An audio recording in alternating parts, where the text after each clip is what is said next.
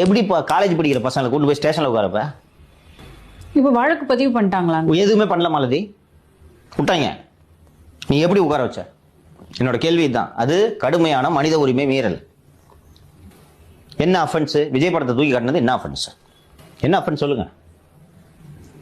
மாணவர்கள் அரசியல் செய்ய வேண்டும் என்பதற்காக தானே நீங்க திமுக மாணவர் அணி என்று போட்டு இருக்கிறீர்கள். மாணவர்கள்லாம் அழைச்சு நீங்க நிகழ்ச்சி நடத்துறீங்களா?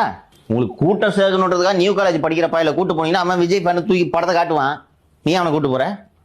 திமுக மாணவர் அணி வச்சிருக்கீங்களா, அவனை கூட்டு போய் உட்கார வைங்க.